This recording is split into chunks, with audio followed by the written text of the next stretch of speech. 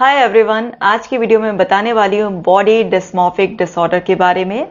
ये डिसऑर्डर इंसान के अपनी ही बॉडी को लेकर एक ऑब्सेशनल थॉट्स और कंपल्सिव बिहेवियर के बारे में है। तो ये जो डिसऑर्डर है वो भी ओसीडी की कैटेगरी में ही आता है।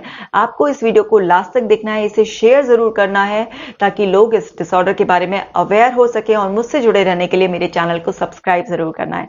आप स्क्रीन पर देख रहे हैं माइकल जैक्सन और इलियाना का फोटो। देखिए, ये दो सेलिब्रिटीज हैं जो बहुत कॉमनली नोन है इन डिसऑर्डर के लिए। जैसे माइकल जैक्सन की स्टोरी तो सभी को पता है कि उन्होंने कितनी मल्टीपल सर्जरीज कराई, आखिर अपनी नाक की इतनी सर्जरीज कराई कि इवेंचुअली उनको प्लास्टिक की नोज लगानी पड़ती थी और उनकी लाइफ बड़ी ही पेनफुल रही। इसी तरह से इलियाना ने भी पब्लिकली एडमिट किया कि उनको डिप्रेशन और बीडीडी है। तो ऐसा इन्हीं को नहीं, बहुत सारे तमाम और भी लोग हैं जिनको ये डिसऑर्डर होता है। ये मैंने जस्ट रेफरेंस के लिए आपको एग्जांपल दिया। अब इस डिसऑर्डर में होता क्या है, एक पर्सन अपने बारे में विश्वास रखता है कि वो खूबसूरत नहीं है, या उसका कोई बॉडी का पार्ट है, उसका साइज शेप ठीक नहीं है, और ये उसका एक पक्का विश्वास हो जाता है, जिसकी वजह से उसके अंदर ऑब्सेशन थॉट्स आते हैं और कुछ कंपल्सिव बिहेवियर होते हैं। समझते हैं कौन कौन से एरिया में हो सकते हैं। देखिए, कुछ कॉमन एरियाज हैं जिसमें इस तरीके का बिहेवियर देखा गया है। यह है स्किन इम्परफेक्शन। इसमें ऐसा इंसान को लगता है कि उसका कॉम्प्लेक्शन ठीक नहीं है, या उसको ब्लेमिशेस हैं, उसको एक्नी फील होता है, उसको ऐसा फील होता है कि उसके पिंपल्स हैं, या उसको इस तरीके का फील होता रहता है कि उसके स्कार्स हैं, कुछ उसको अपनी स्किन में इम्परफेक्शन ही लगता रहता है। इसी तरह से हेयर को लेकर उसको लगता है कि उसके बाल ठीक नहीं है, वॉल्यूम कम है, या फिर उसको गंजापन है। इस तरीके के थॉट्स उसके दिमाग में रहते हैं। ऐसे ही फेशियल फीचर्स को लेकर, अब फेस में जो मोस्ट कॉमन है वो है नोज और उसके बाद लिप्स। तो इसको आपने देखा भी होगा कि बहुत सारे सेलिब्रिटीज जो खास तौर से ब्यूटी फील्ड में होते हैं वो अपनी नोज और लिप्स की सर्जरी ऐसे कराते रहते हैं। लेकिन जब ये ऑब्सेशनल की तरह डेवलप हो जाता है तो उसमें एक आध सर्जरी के बाद भी सेटिस्फैक्शन नहीं मिलता है और उनको ऑब्सेशन होता है। तो अब आंखों के लिए भी हो सकता है या चीक्स के लिए भी हो सकता है, पर जो बहुत ही ज्यादा कॉमन डेवलप होता है वो होता है नोज को और लिप्स को लेकर। इसी तरह से बॉडी वेट को लेकर होता है। अब उन्हें ऐसा लगता है कि उनका बॉडी वेट परफेक्ट नहीं है, या फिर उनकी मसल्स ठीक से डेवलप नहीं है। अच्छा, बॉडी वेट को लेकर एक और मिलता जुलता डिसऑर्डर है ईटिंग डिसऑर्डर, जो कि ऐसा होता है जैसे हमारी हीरोइन है ऋचा चड्ढा, उन्होंने एडमिट किया था कि वो अपने ईटिंग डिसऑर्डर से सफर कर रही हैं, और वो कई बार वॉमिटिंग जानबूझ के कर देती हैं इसलिए ताकि कैलोरी उतनी ज्यादा ना आए। इसी तरह से बॉडी के अदर पार्ट्स के लिए भी हो सकता है, जैसे फीमेल्स में ब्रेस्ट को लेकर, बटक्स को लेकर, मेल्स में उनके पेनिस साइज को लेकर, इस तरीके के और अदर बॉडी पार्ट्स के बारे में भी इस तरीके का होता रहता है। तो अब इंसान बहुत परेशान रहता है। अगर दूसरे उसे यकीन दिलाने की कोशिश भी करें कि भाई आप परफेक्ट लग रहे हो, कोई ऐसी बात नहीं है, या दूसरे नोटिस भी नहीं करते कि उनकी बॉडी में कुछ किसी तरीके का इंपरफेक्शन है, बट उन्हें लगता रहता है, और समझाने से वो बिल्कुल भी समझते नहीं है।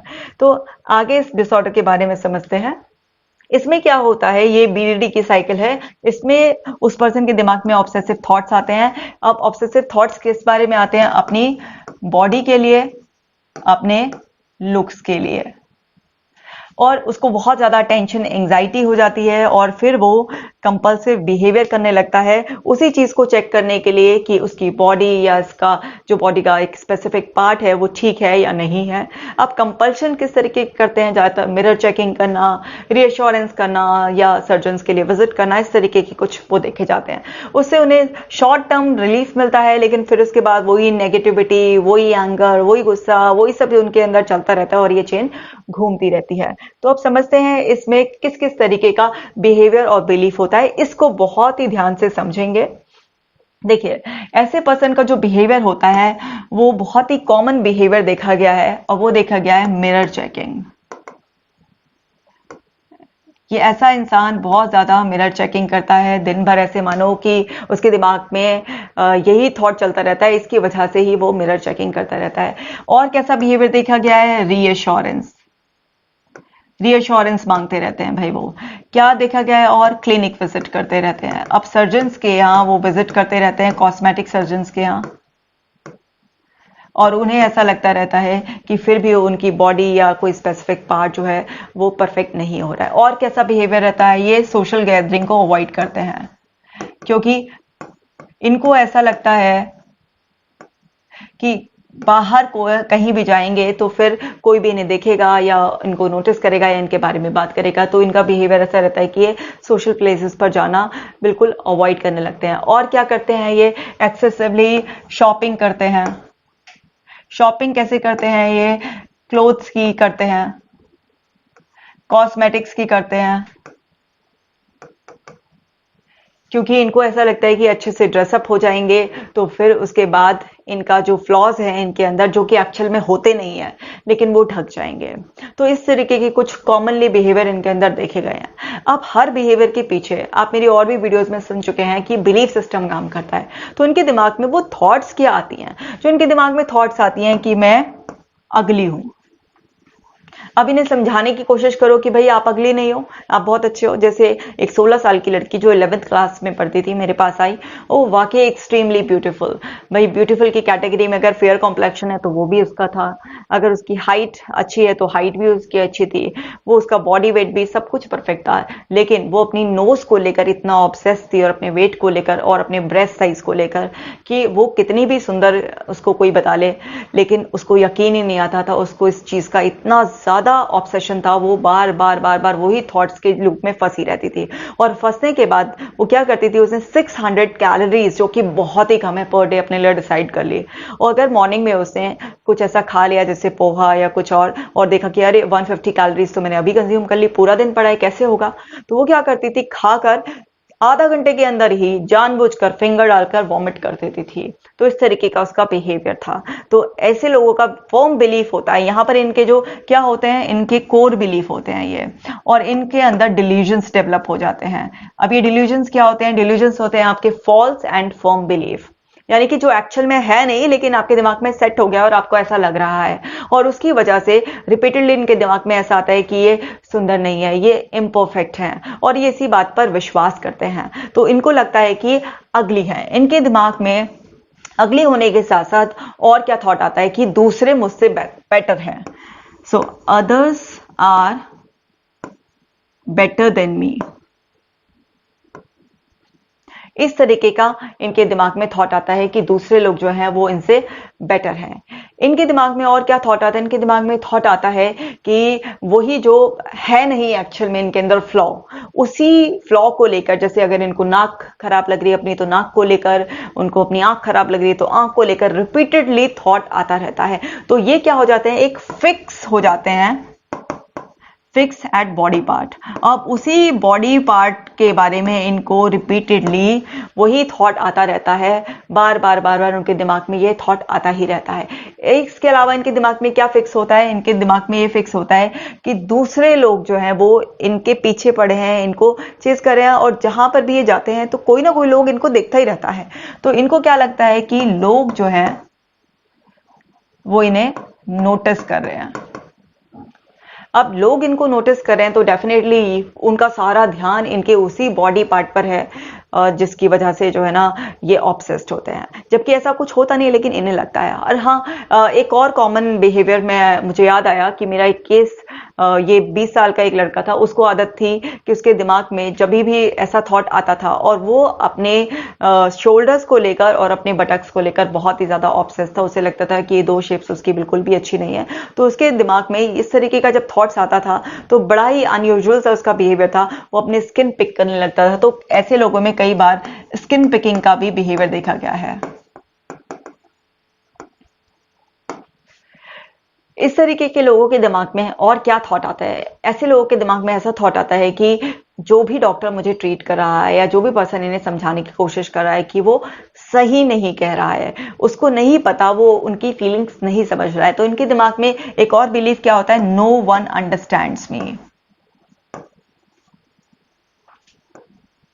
इनको ऐसा लगता है कि मुझे कोई समझ नहीं रहा है।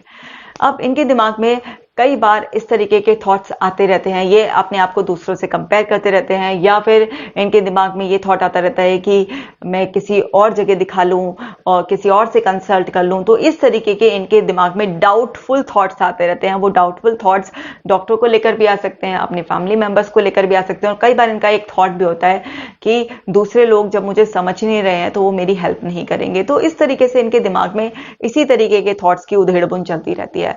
तो जब ये ये थॉट्स इनके दिमाग में चलते रहेंगे और इस तरीके का बिहेवियर इनका होता रहेगा, तो आप समझ ही सकते हैं कि इनका बहुत ज़्यादा टाइम वेस्ट हो जाता है। तो ये क्या करते हैं, एक्सेसिवली टाइम भी बहुत वेस्ट करते हैं,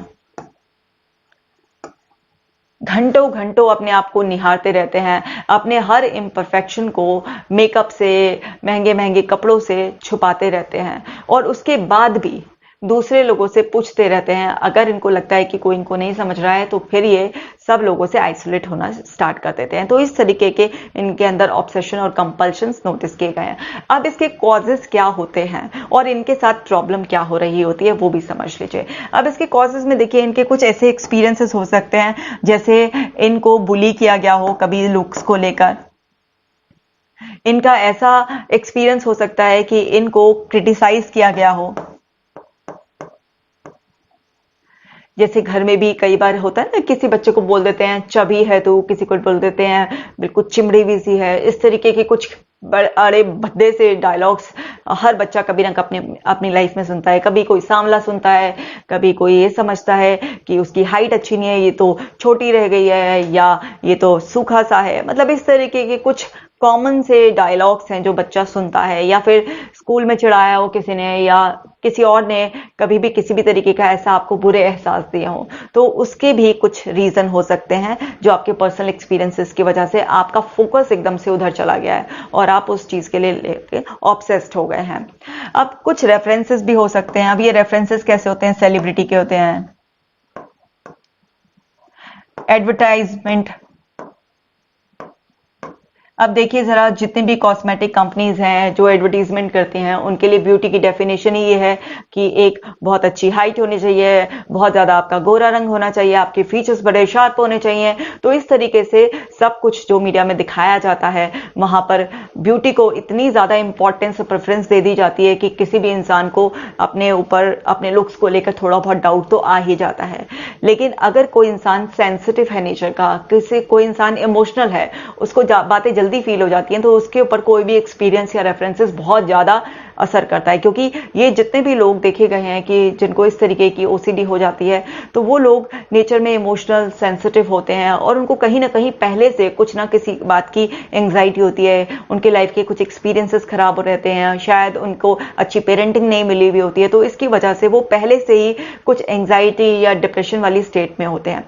अब ये सब चीजें उन पे और ज्यादा अटैक कर जाती हैं, तो उनकी जो टेंडेंसी है वो सुसाइडल भी हो जाती है। इस डिसऑर्डर में एक हाई रिस्क रहता है सुसाइड करने का पर्सन का, क्योंकि ऐसा देखा गया है कि कुछ लोगों को बहुत ज्यादा सुसाइडल थॉट्स आते हैं, वो अपने आप से इतना नाराज रहते हैं। क्योंकि जब आप जिस स्किन में हो, जिस बॉडी में हो, अगर आप उसी से कंफर्टेबल नहीं हो तो आपको जीने की इच्छा कैसे करेगी। तो ऐसा देखा गया है कि इन लोगों के अंदर सुसाइडल टेंडेंसी और बाकी डिसऑर्डर के मुकाबले काफी हाई होती है।